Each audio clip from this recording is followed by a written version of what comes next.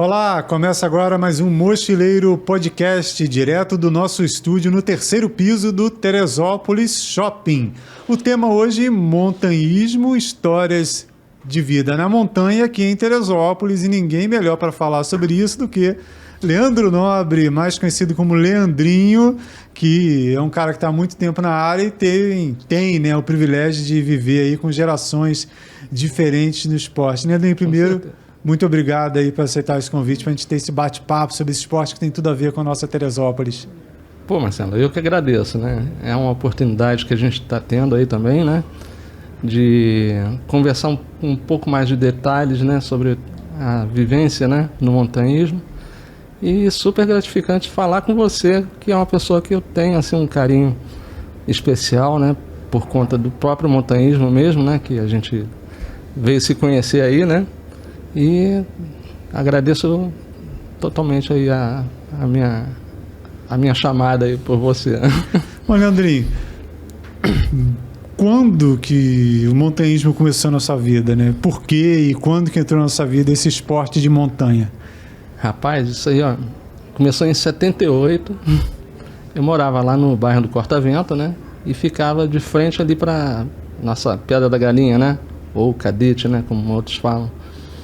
E ali mesmo eu ia sozinho, aos meus 14 anos de idade, mais ou menos.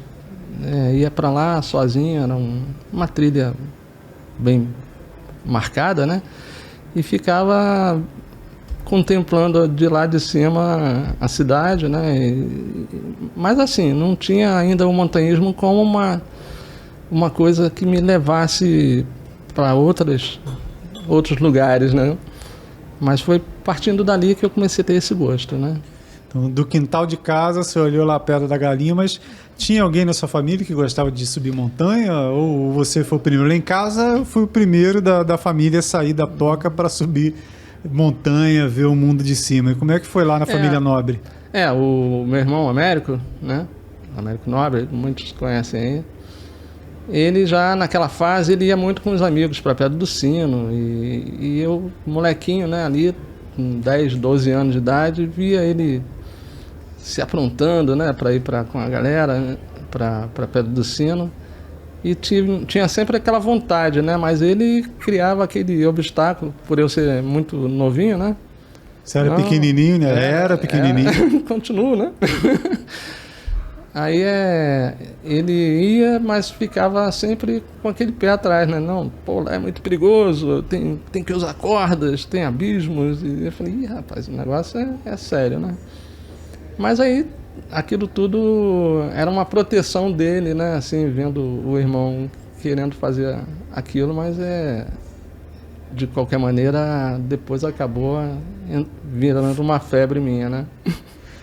O Américo já fazia essas atividades de montanha, mas eu sei que você tem outro irmão que era ligado ao ciclismo, né? Que trabalhou na Casa São Cristóvão. O esporte estava de maneira diferente ali, né? Isso, O Luzinar, o pessoal chamava ele de baiano, né? Luzinar? Luzinar. Trabalhou muitos anos na São Cristóvão, né? E a vida dele basicamente foi em cima de consertar a bicicleta, né?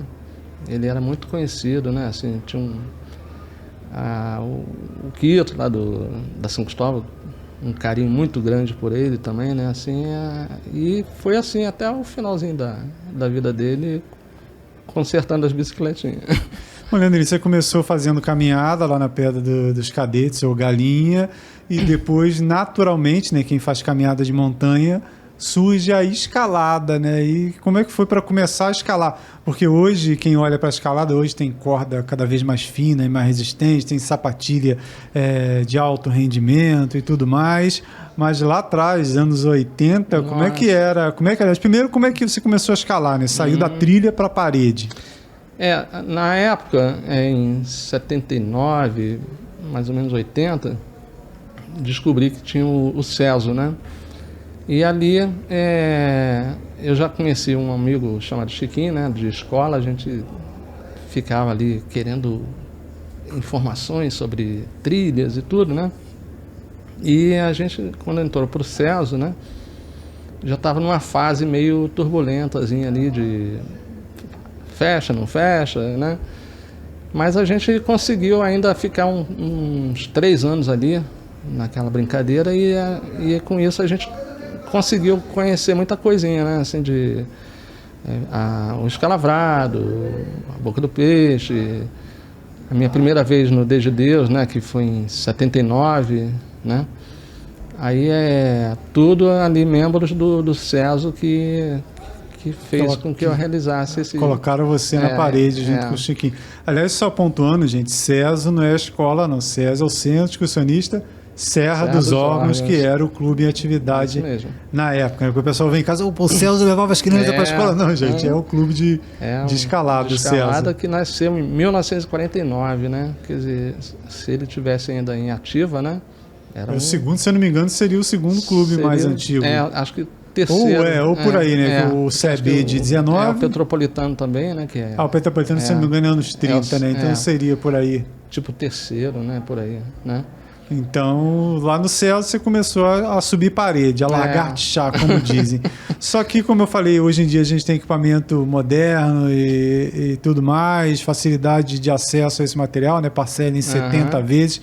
Mas lá nos anos 80, como é que era o material de escalada? Sapatilha. Pessoal de casa, como é que era para escalar sapatilha na época? A sapatilha era o famoso quichute, né? Que a gente arrancava aquelas travazinhas da frente, deixava só aquele saltinho atrás, né? Dava aquela lixadinha ali boa e era uma sola até muito boa, né? Assim, a gente fazia altas escaladas com uma certa segurança, porque a sola, aquela grudava borracha, mesmo? Muito boa. Não é mais igual... porque o quichute de hoje não é né? Que ainda existe, né? O tal quichute.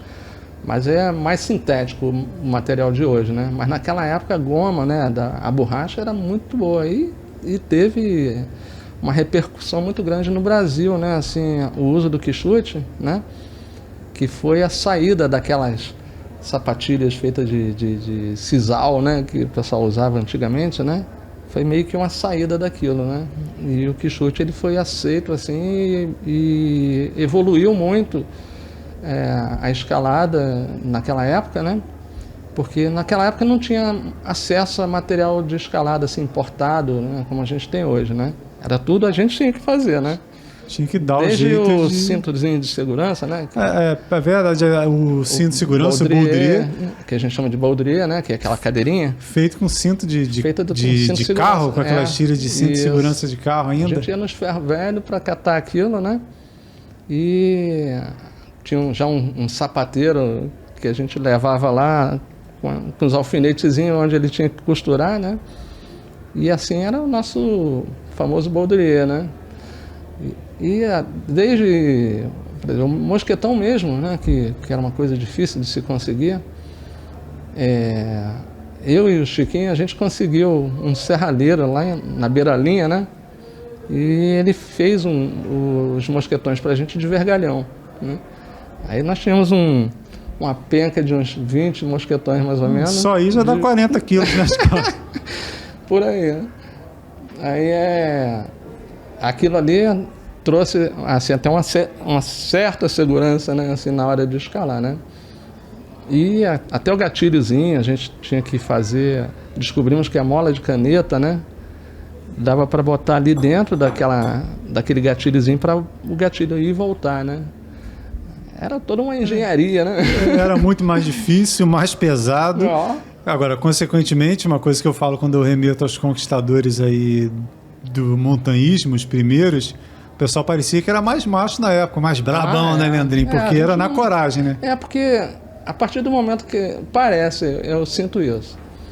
Quando você adquire muita informação, você também se previne mais, né? E naquela época a gente não tinha informação, né? A gente ia peitando, né? Deu, não deu, a gente, né? Até as cordas mesmo que a gente usava, não tinha nada a ver com as cordas de hoje, né? A gente chamava de corda de bacalhau, né? Era uma corda náutica, né? E uma corda branca, né? O pessoal da antiga vai saber o que é isso. E ela chegava uma época que ele virava um cabo de aço, né? Nossa! Para tu dobrar aquilo depois era uma encrenca. Mas tudo era o recurso que a gente tinha na época, né? E coisas assim que fazia com que a gente chegasse nos objetivos, né? Através desses improvisos, né? E funcionou, Leandrinho, além da questão do material, né, anos 80, que foi quando você começou no final dos anos 70, mas começou a experimentar de verdade nos anos 80. Mas além dessa dificuldade material, né, porque não tinha no Brasil, tinha que vir de fora, era importar tudo mais, a informação era muito mais difícil, né? Não tinha um celularzinho para você pesquisar, né? E nesse momento de pouca informação, pouco material, teve também muita ousadia de muita gente para fazer a expedição para fora da cidade. Você foi um desses caras aí no começo dos anos 90 e foi parar na França, no Mont Blanc. Quem não conhece, preste atenção nessa história aí. Quem conhece o Leandrinho, quem convive com ele, já ouviu alguns fragmentos dessa experiência do Leandrinho lá no Mont Blanc, na França. Mas foi realmente uma excursão complexa, né? Primeiro, só para o pessoal entender da complexidade. Não, fala primeiro da dificuldade de informação. Tem um fato curioso ainda que eu vou falar no final aqui do Mont Blanc. Dificuldade de informação. Como é que foi lá no começo dos anos 90 sair de Teresópolis, parar na França com um grupo de amigos para tentar escalar o Mont Blanc? Naquela época eu já tinha assim, uma amizade muito grande com o Mozart e a gente ali compartilhava muita informação, né? Eu praticamente ficava absorvendo as informações vindas dele, né? Porque ele naquela época já tinha um senhor conhecimento assim de montanhismo, né? De escalada, e principalmente ele já estava naquela fase explorando a alta montanha, né? E a alta montanha ela me fascinou demais assim também pelo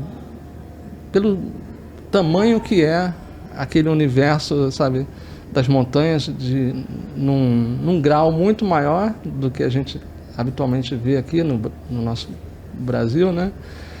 E aí você vê o quanto que você é pequenininho, né? Num lugar desse. E naquela época, já conversando com o Mozart, muita coisa, e ele me incentivava, ele falava, pô, é tranquilo, dá para ir, sabe?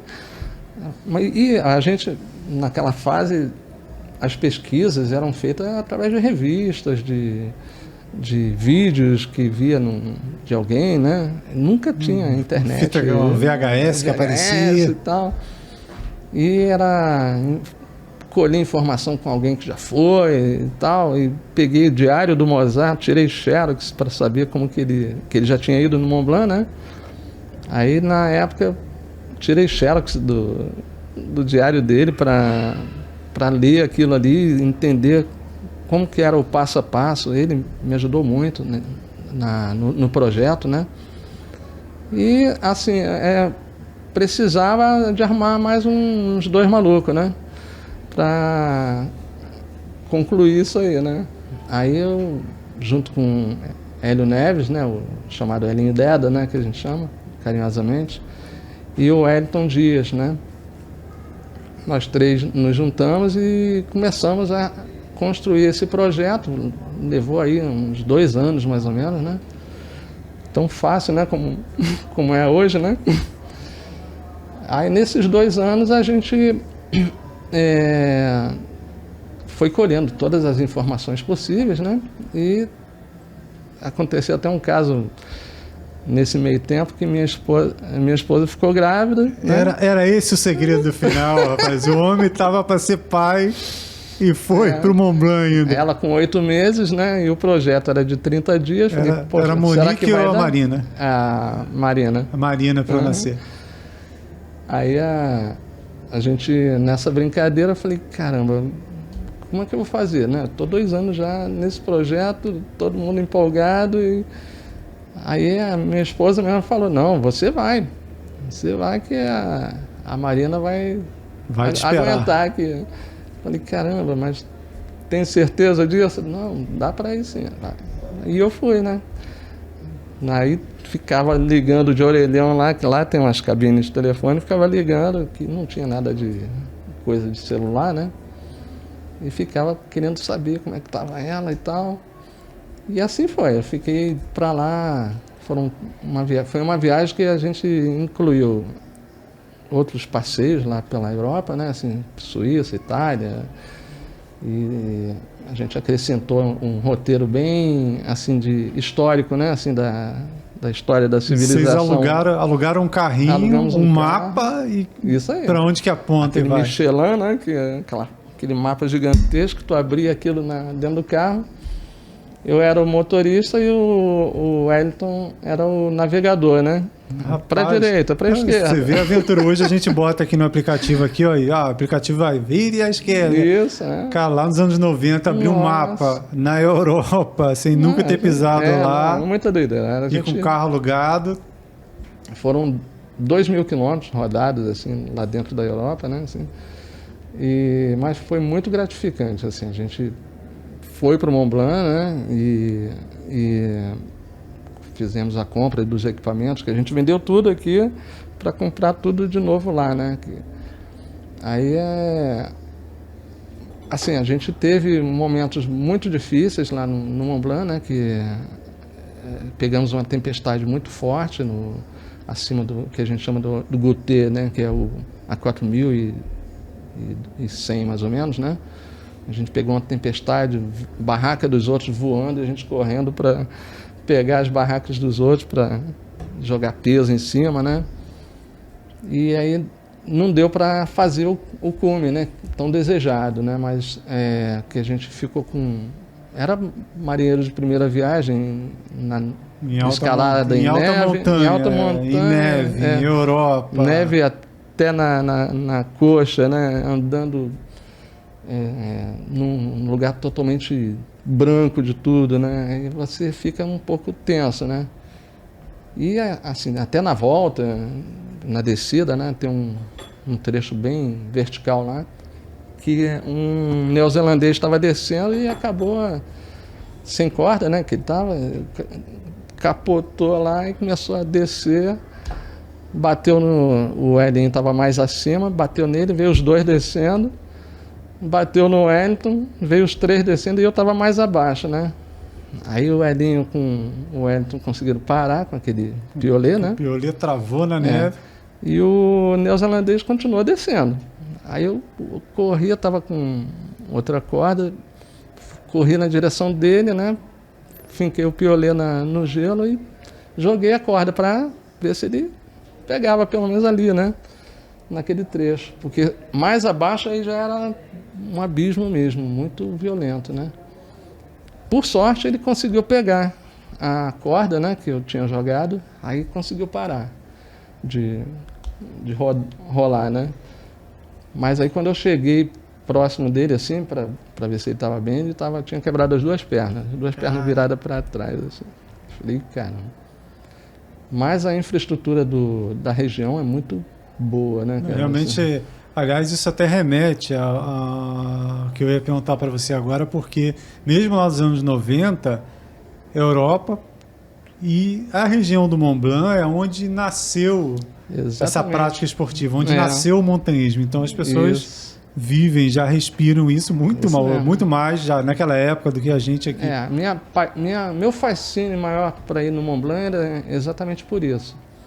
Que é ali que nasceu foi o berço do alpinismo, né? E do esqui também, né? Nasceu tudo ali, naquela regiãozinha chamada Chamonix, né? Que é encravada entre os Alpes, né? Uma cidadezinha muito pequenininha, muito aconchegante. E ela cresce assim gigantescamente com turismo na alta temporada, né?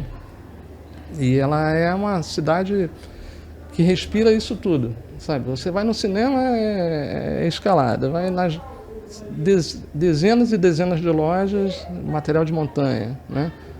E é comum você ver as pessoas andando naturalmente assim de botas plásticas na rua, sabe? Eu imagino como é que é esse clima, né? Eu estive na região dos Pirineus, onde se passa o Tour de France, que é a prova de ciclismo mais famosa do mundo, e as pessoas respiram ciclismo lá e tudo mais. Você está lá onde nasceu o montanhismo, no caso aí o alpinismo, que é praticado nos Alpes, o montanhismo trazendo aqui para a nossa realidade, onde começou o alpinismo. Deve ser uma grande experiência. Nossa, aquilo ali era meu sonho, né? Mas graças a Deus consegui assim, realizar, né? Porque nas condições da época era muito difícil a gente conseguir informações, para você ver, né? Nós levamos 2 anos colhendo informações para fazer um projeto que hoje você, em um mês, você levanta tudo que precisa, né? Através de fóruns hoje, na internet. Hoje num celular aí você acha. Um celular já te dá o caminho das pedras. E o que você não achar, você acha na hora lá com o celular. Exatamente. Agora, a Marina podia se chamar alguma coisa de Mont Blanc, né? A Marina quase ganhou Foi o Mont do mar, Blanc, né? Ali de nome, né? A Marina, filha do Leandro. E quase que ela ganha o nome francês aí. Leandrinho, ainda nessa época aí dos primórdios aí, da pouca informação, você também se aventurou no Aconcagua, que é o Sentinela das Américas, a montanha mais alta aí das Américas, aqui o Aconcagua, na Argentina. Também nessa época você encarou uma aventura para o Aconcagua. O Aconcagua ele também atrai muito, primeiro porque ele está no roteiro dos 7 cumes, né? Que existe um projeto. Quando você atinge um Everest, por exemplo, aí você tem que ter outros projetos na tua vida, né? E aí surge os 7 cumes, né? Que os mais altos do mundo. São os mais altos de cada continente, né? E tal. E o Aconcagua ele é o mais alto das Américas, né? Aí é atraído por conta do conceito, né? Porque ele é o mais... o tipo de expedição que você faz para ali é o mais próximo que você faz para aprender a ir para um Himalaia, por exemplo, né? Porque o Mont Blanc já tem toda a infraestrutura lá, né? As outras montanhas elas não oferecem assim o trabalho de carregadores como é lá no Himalaia, né? Através dos iaques, né? E lá no Aconcagua você tem as mulas para levar teu equipamento para você ficar dias e dias numa região mais inóspita, né? E é criado uma espécie de condomínio, né? Na região do campo base, né? Onde você vai fazer tua aclimatação. Existe todo um trabalho, né? Para a escalada do Aconcagua, né? E esse tipo de conceito que atrai muito, né? Porque nas outras montanhas você faz um trabalho basicamente em cima de uma infraestrutura já montada para você lá, né? E naquela época a gente tinha que carregar tudo, né? Não tinha a mordomia de hoje vamos supor, você quer ir para Aconcagua, tu tem tudo preparadinho para você lá. Desde as barracas montadas, a tua comidinha. Além da informação mais fácil, você tem hoje uma estrutura muito melhor, né, do que nos anos 90. Na época lá. A gente se virava com o que tinha, né? A gente mandou fazer o nosso saco de dormir, sabe, pelo Natanael lá no Rio, né? Os casacos, a calça. O Wilson, irmão do Paulo Soares, né? Wilson Montanha. O Wilson ele fez umas luvas para a gente, fez bolsas para a gente carregar o equipamento. Quer dizer, tudo era muito mais complicado, né? Da gente adquirir também, né? E quem tinha, a gente pegava emprestado, né? Era um período assim, para se fazer determinadas montanhas assim, tinha que ter vontade mesmo, não era simplesmente vamos comprar um equipamento e vamos partir, né? Não, você tinha que ter um jogo de cintura muito diferente. Uma determinação extra para fazer. Então você fez anos 90 Aconcagua e depois de 2013 voltou na Aconcagua, mas dando uma mudada nesse capítulo, mas tem a ver com essa sua fase embrionária aí. Você é um cara que está na atividade aí desde os anos 70, nunca parou, e nesses 40 e tantos anos aí de história na montanha... 45, né? 45 anos na montanha. Aliás, eu nasci em 79 e o Leandrinho já estava subindo montanha. Você teve a felicidade de estar tendo, né? Porque você não parou ainda e, pelo visto, não vai parar nem tão cedo. Mas a felicidade de conviver com gerações diferentes, né? Sim. Entre essas pessoas aí, Mozart Catão. Para quem não sabe, você que não é muito ligado na história de Teresópolis, não só do montanhismo, porque o Mozart ele é um capítulo à parte da história de Teresópolis. O Mozart Catão Teresopolitano foi o primeiro brasileiro a pisar no teto do mundo, que é o Everest, junto com Valdemar Niklevics, que é um escalador do Paraná.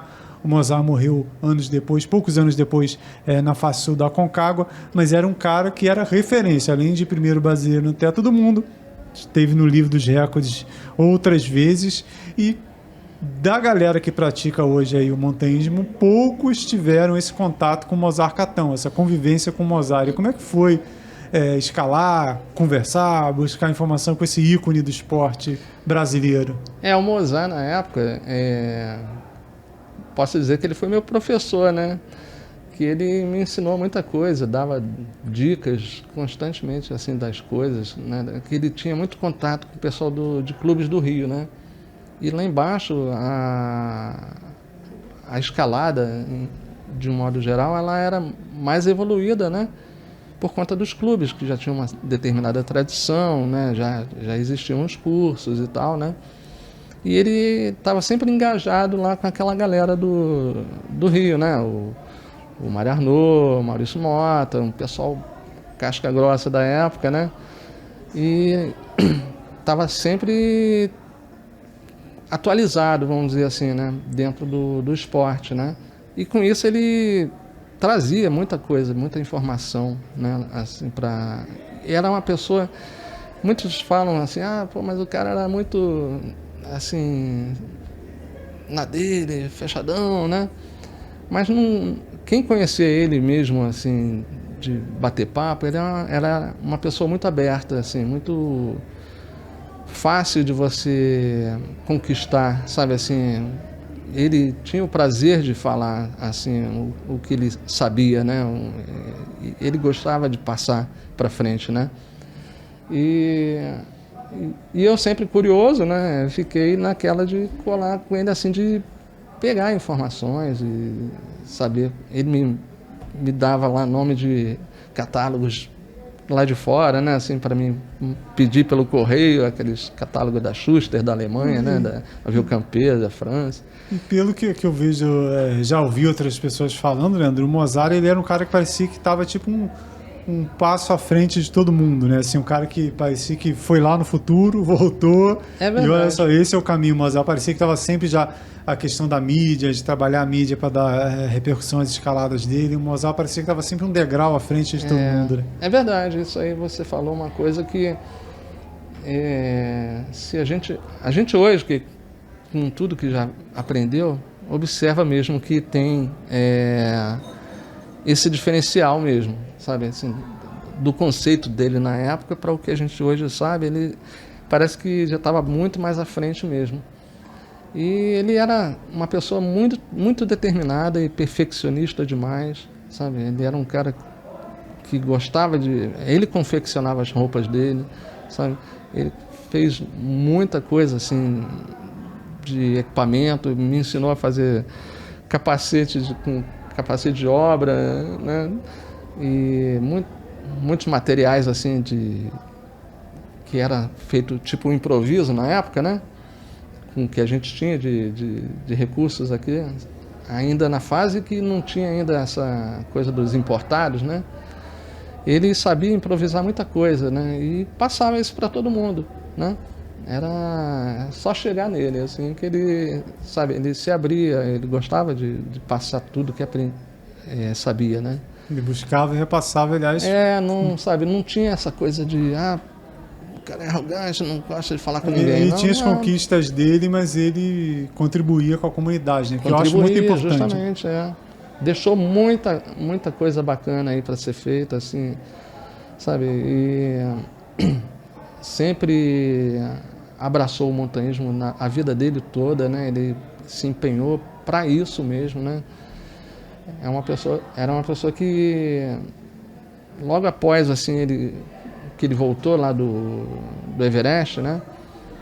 Ele já queria fazer um grupo diferenciado, né? Assim, aqui na cidade, para estimular o montanhismo, né? Estimular a escalada, sabe, de uma forma mais disciplinar, né? Como instituição organizada. Isso, e veio dessa ideia do Mozart, o que hoje é o CET, que hoje é o Centro CET, Expressionista né? Teresopolitano. Que antes começou como grupo, né? era o JET, né?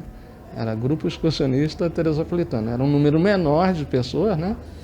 E a gente se reunia para fazer uma espécie de projeto mesmo, né? Assim, do que seria um clube mais à frente, né? Assim, um clube mais evoluído, porque o CESO já estava desgastado, né? Com suas informações e tudo, né? E a documentação do CESO já havia se perdido também. Perdido, é. Tinha um hiato muito grande, né? Entre o CESO e o CET ficou um espaço, né? Ficou. E o CESO, na verdade, não evoluiu, né? Ele parou, foi tentado na época lá atrás reativar, mas ele já estava desgastado, né? E o CET, na verdade, veio justamente para inovar e trazer essas informações que já no CEB já existia, no Carioca, né? E outros clubes lá do Rio, né? A gente queria um modelo dentro dessa linha, né? Aqui em Teresópolis. Aí foi quando a gente, lá em casa, nós ia lá para casa, juntos com Decínio, com Sucrilho e tal, a gente fazia as nossas reuniões lá, e a hora era na casa de Hudson, e assim a gente foi lapidando, né, os projetos, né, para se tornar realidade, né, assim, um clube, né, aqui na cidade.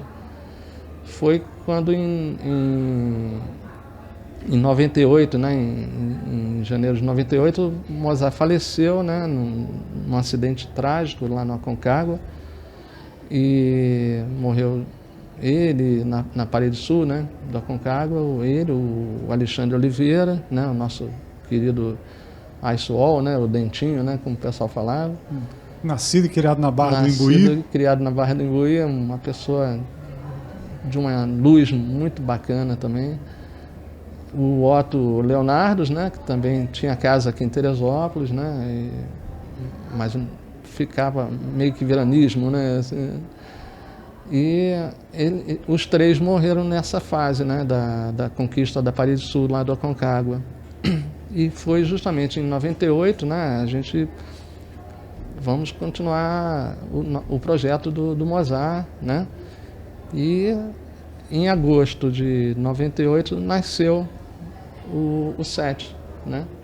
A gente já estava com um grupo maior, grande, já formado, e a gente assim viu que estava com uma estrutura boa para direcionar cargos e funções assim para cada um e tocar o projeto do SET, né? Para o montanhismo, para quem não entende a importância dos clubes, hoje em dia as pessoas têm uma certa dificuldade de compreender a importância de um clube, porque hoje com a rede social, você tem lá, só que em Teresópolis deve ter uns 15 clubes, grupos de montanhismo que se reúnem aí pelo Facebook, Instagram, WhatsApp e tudo mais, mas o clube organizado é outra coisa, a instituição, você obter conquistas aí junto a parques, prefeituras, fazer voluntariado é um pouquinho diferente. As pessoas têm uma dificuldade de entender a diferença de um grupo para um clube organizado, uma instituição que realmente funcione, né, Leandrinho? Justamente. O clube, na verdade, ele é uma porta de entrada, né, para quem quer ser um montanhista, né? A gente sabe que tem pessoas que não curtem muito o perfil de clube, né? Mas se analisar bem, ele pode ser o caminho certo para, mesmo que ele toque lá na frente a vida dele sem estar em clube, mas é o diferencial para ele fazer o montanhismo de forma correta, segura, né, com éticas, né, porque a gente vê muitos casos aí que não rola aquela ética, né, de companheirismo, de abraçar o montanhismo de uma maneira agradável, né? De olhar o montanhismo além, porque muita gente pode achar também que montanhismo é só subir montanha, né? Não, gente, é muito mais complexo e vivo do que isso, né? Não é só subir e descer uma montanha, né? Tem tudo por trás. É uma escola, né? Que a gente está sempre aprendendo. E no montanhismo você adquire, assim, amizades que vão para o resto da tua vida, sabe? É difícil você ver, assim, um amigo montanhista que te abandone. Rapaz, você entrou até num tópico que nem estava aqui na pauta, mas que é muito importante, que me veio um insight aqui para te perguntar. Essas amizades construídas ao longo da sua vida como montanhista, inclusive a gente recebeu uma visita recente aqui de um cara de Teresópolis que hoje mora na Bahia, mora em Salvador, mas que virou nosso amigo na montanha e de longe acompanha a gente, que é o Alexandre Formiga. Alô, Formiga. Grande Formiga. Daqui de Teresópolis, filho do professor Delcio Formiga. Hoje está morando em Salvador, está quase um baiano já, mas de vez em quando aparece aqui. E uma amizade da montanha que a gente fez, né? E veio aqui visitar a gente, visitou o Teles, visitou o Zé, aliás, Zé Henrique também, nosso amigo de longa data, né? São amizades forjadas nas paredes, nas vias de escalada, e que independente de estar na montanha ou não, né? Cada fase da vida é uma fase, né? A amizade continua. Tem muito amigo ainda dessa que nasceu na montanha, né? Com certeza. A gente tem o Formiga mesmo, né? Teve agora esses dias aí, a gente conversou rápido, algumas historinhas vividas lá no passado, né? E são coisas que ficam registradas mesmo, né? Por mais que você esteja afastado daquele amigo, né? Mas a história fica, né? Que é um registro que vai ficar na sua mente e você não vai apagar, né? São valores, né, que são criados dentro do montanhismo que a gente às vezes nem vê isso muito em outros esportes, né? Ali na escalada você convive com a vida do teu amigo, né? Ele está lá na ponta da corda, você está aqui dando a segurança para ele, né?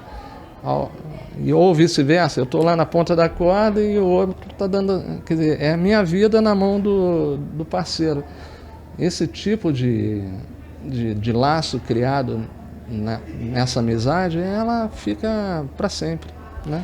Aliás, confesso para você que eu tenho uma dificuldade muito grande de escalar, até diminuir meu ritmo na escalada por conta disso, porque se colocar a sua vida na mão de um desconhecido, se eu cair, será que ele vai me dar a segurança correta?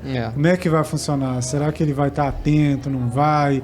É muito complicado. Então, por isso que talvez na escalada seja mais intensa essa troca, né? Mais personalizado, né?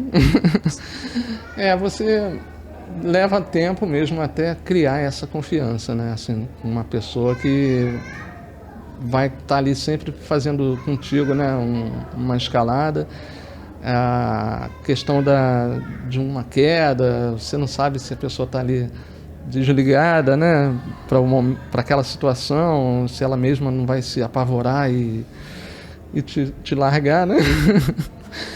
Quer dizer, são momentos que você leva tempo mesmo para adquirir esse laço com um parceiro, né? Na escalada. Aliás, só um tópico aí na história do Leandrinho, o personagem é o Leandrinho, logicamente, mas o Formiga e o Zé, para mim, foram os caras fundamentais. Zé Henrique e o Formiga foi o meu auge assim, de escalada. Foi quando eu escalava com o Zé e com o Formiga, que era frequente, lá 2006, 7, 8, 9.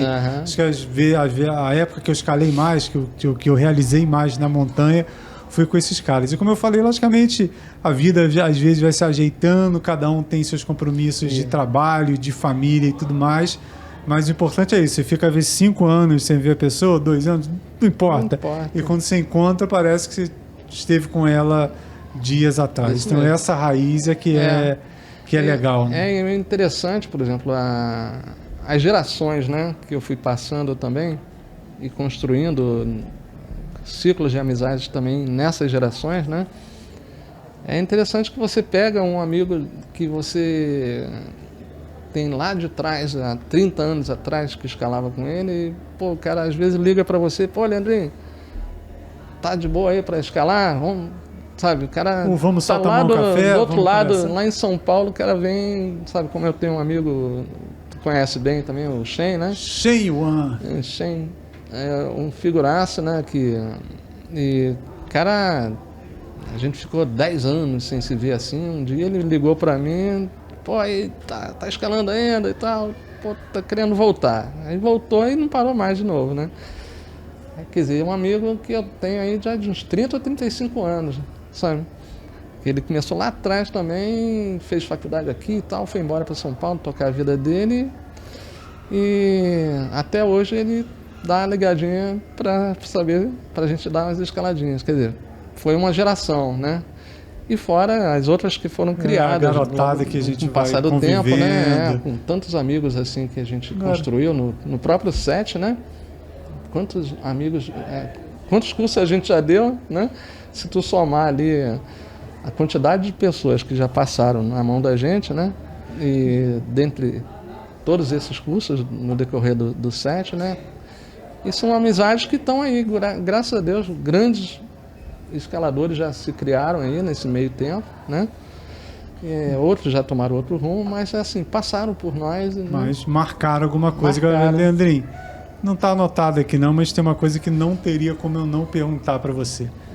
Família. Você é um cara muito família. Heloísa, Marina, Monique. Tem os agregados agora lá da família, mas Heloísa, Monique e Marina. Cada uma passou uma época na montanha com você. Heloísa lá no comecinho, isso. Depois as meninas tiveram uma fase, depois cresceram, cada uma também tomou seu rumo. O que significa para você essas mulheres aí da sua vida e mulheres, além da montanha? As mulheres da minha vida, isso mesmo. A Heloísa sofreu muito comigo, né? Na fase de namoro, eu carregava ela, na época, ela fez travessia, Pedro Terê, Pedra do Sino várias vezes, Boca do Peixe, Agulhas Negras, Pico da Bandeira, ela encarava tudo, né? Mas aí a gente via que era porque a gente queria estar junto ali mesmo, né? Assim, era uma questão de estar um com o outro, né? E ela topava, ela gostava daquilo também, e ela, sabe, ela sempre curtiu, a gente ia para Três Picos direto acampar, sabe? A gente tinha uma relação assim na fase desde namoro muito constante dentro da montanha, assim, né? Aí, claro, aí as coisas vão mudando, né? Com o passar dos anos, né? Assim, filho que chega e tal, já deixa lá um pouco mais de dificuldade, né? Isso o próprio rumo natural da vida, de trabalho, de outros compromissos, a pessoa... Justamente, a gente se envolve com muito mais coisa, né? Assim, quando vem filho, né? Aí o tempo que a gente tem para se dedicar se torna muito menor, né?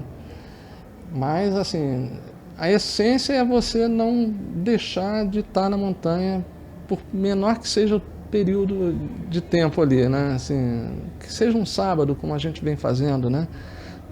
Todo sábado, pelo menos, ter aquela obrigaçãozinha de fazer uma montanha, uma trilha, uma coisa qualquer, mas não perder esse laço com a montanha, né? Agora, as meninas lá, independente delas estarem com você na montanha hoje em dia ou não, né? Cada uma tocando a vida da maneira diferente, eu percebo que elas são muito parceiras suas e incentivam.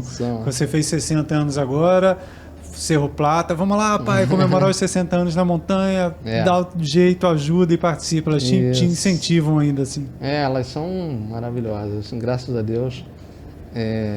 Por conta, talvez, dessa disciplina que eu acabei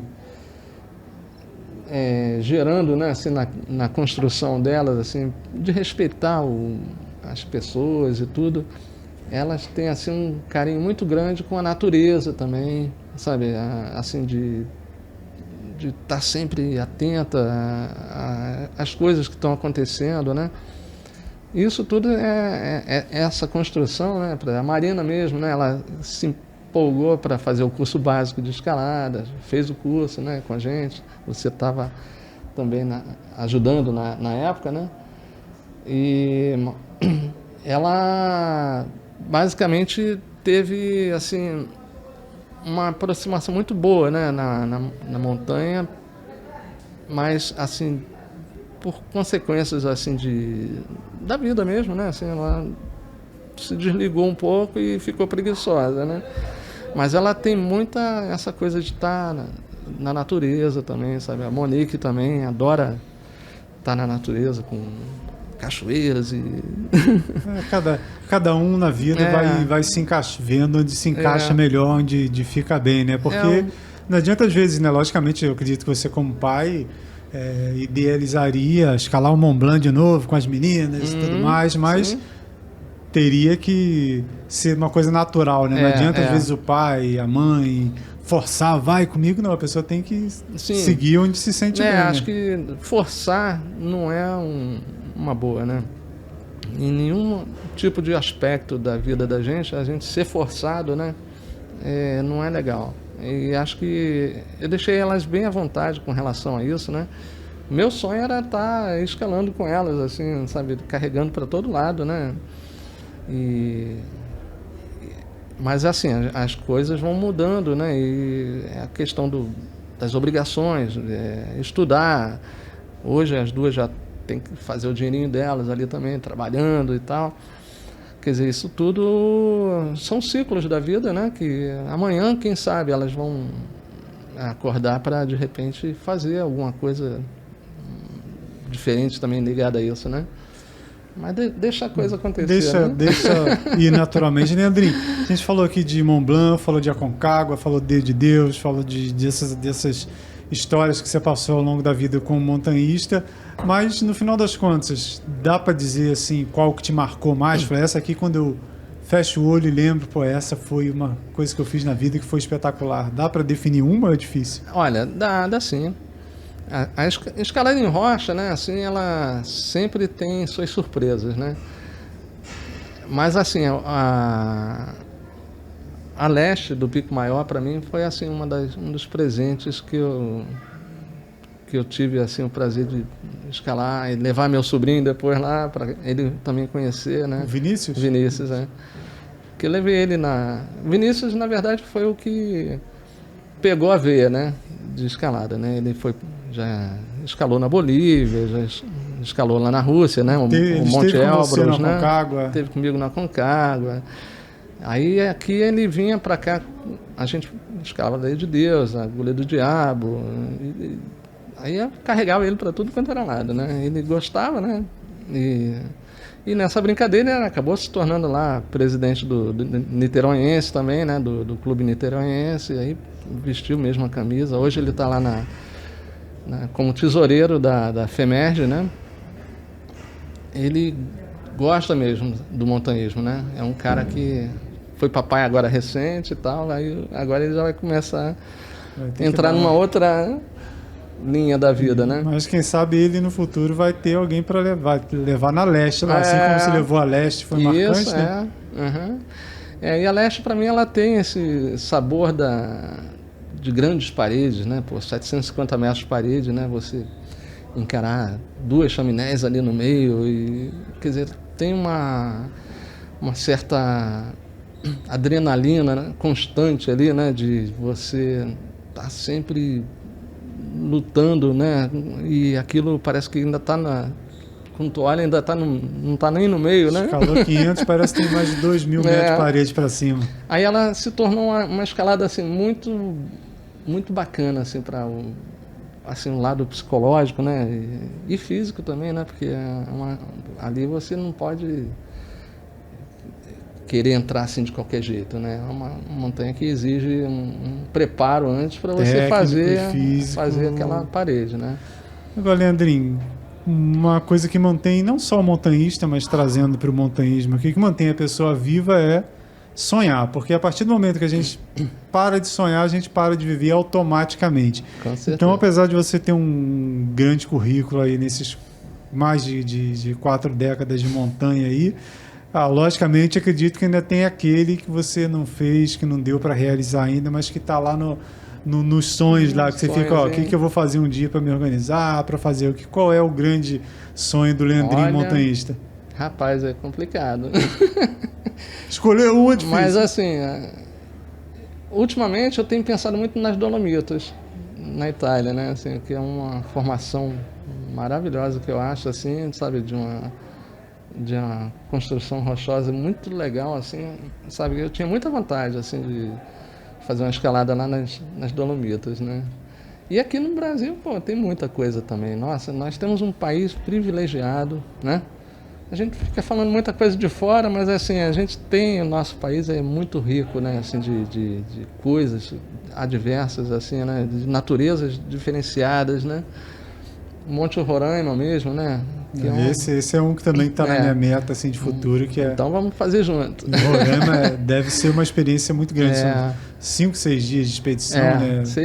5 ou a 6 mais, dias, dependendo do da clima, maneira né? que se faça, né? Se tu pegar as condições boas do clima, né? Assim, faz 5 a 6 dias, assim. E é uma montanha que eu tenho vontade, assim, também, por conta da beleza, né? Do lugar também, né? Que é muito bonito mesmo, né? Agora o Leandrinho, ele falou aqui, Monte Roraima por aqui e Dolomites. Coincidentemente eu tenho esses planos aí também, Leandrinho. Não sei se a gente vai conseguir conciliar. Porque, na verdade, aquela história, se a gente tivesse dinheiro e tempo para fazer tudo que a gente tem vontade, ia faltar passaporte, né? Para ficar trocando carimbo. Deus não dá asa à cobra, né? A gente fica aí sonhando e vai fazendo um pouquinho o que dá para fazer, né? Porque, aliás, essa é a realidade da grande maioria das pessoas, né? Quem tem que trabalhar, pagar conta e não dá para, tipo, vou tirar o ano todo. Não sei que você vire sua vida ao contrário, vai tirar um ano sabático, mas é muito mais difícil. Você faz um projeto qualquer assim, sabe que você vai ficar pagando aquilo por um tempo bom, né?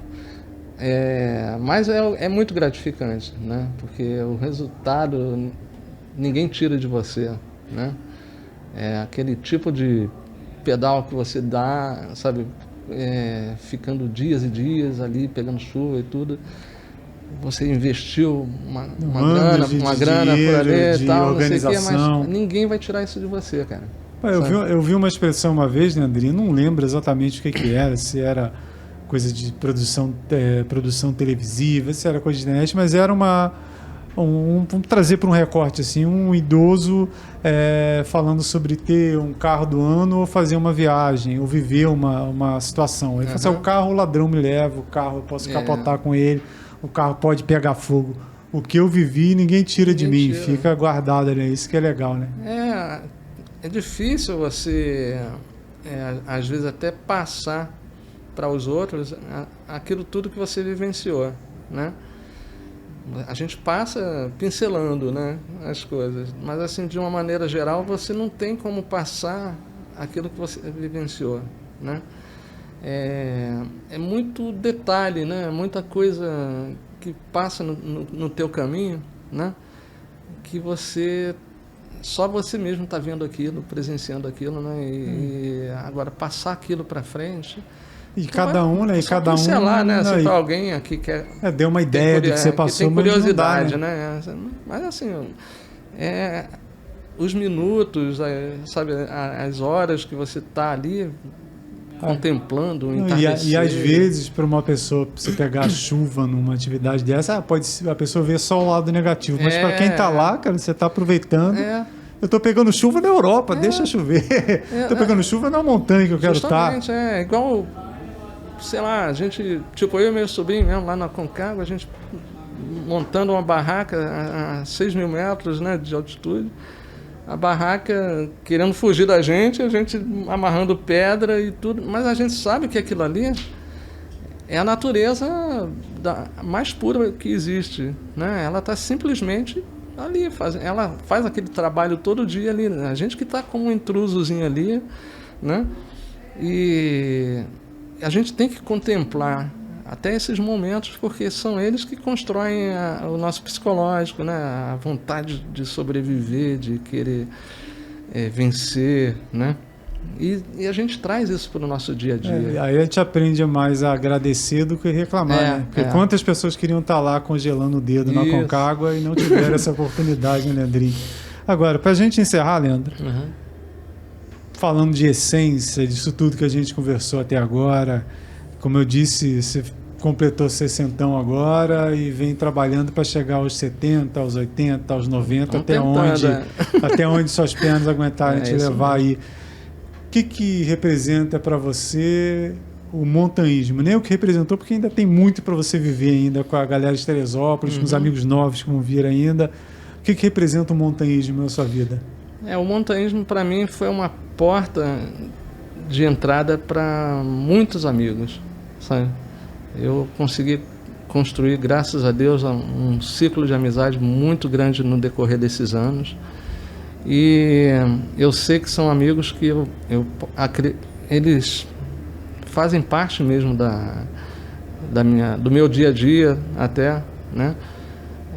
Tem os antigos, tem os mais novos, mas todos estão entrelaçados, né? A gente tem essa amizade de abraçar, de ter momentos para contar, coisas que a gente vivenciou junto.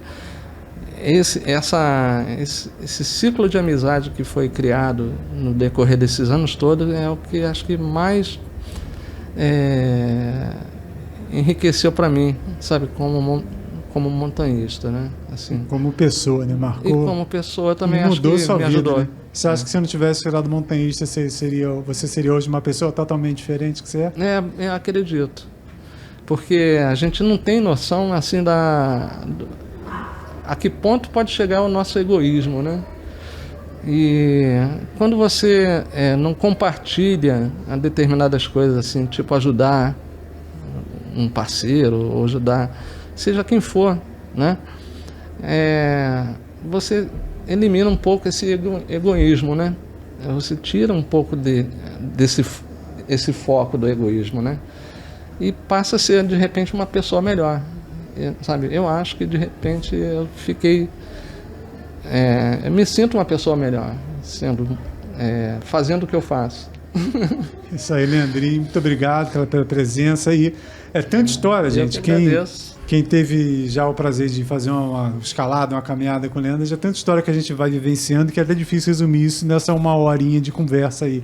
Daria aqui meia dúzia de podcast. Mas quem não dá para encaixar tudo aqui, mas convido você a fazer uma atividade de montanha, conhecer o Leandrinho, conhecer essa galera do Montanha de Teresópolis e, de repente, assim como ocorreu com o Leandro, mudar a vida. Valeu mesmo, Leandro. Poxa, muito obrigado aí pela oportunidade e espero que esse seu projeto aí do Diário Podcast venha trazer bastante informação aí para todo mundo, que muita gente está assistindo, que eu sei, e traz sempre curiosidades também, né? Pessoas que você nunca imaginou tá trazendo às vezes informações curiosíssimas, né? Dela através do teu programa, né? Parabéns também por tudo que você faz, onde você toca dá certo, isso aí que é bacana. Valeu, Leandrão. É isso aí, ó. Trazer, como eu falei no podcast com o Mauro Gaspar, pessoas de Teresópolis, histórias de Teresópolis. A gente tem muita coisa boa, muita gente boa aqui. A gente tem que aprender a valorizar o que é nosso, né? Então esse é o papel não só do Mochileiro Podcast, mas da Diário TV, do Jornal Diário de Teresópolis. No próximo Mochileiro Podcast, o que será que tem? Montanhismo, escalada, ciclismo, conservação ambiental? Acompanhe, fique ligado, porque com certeza vem coisa boa por aí. Até o próximo.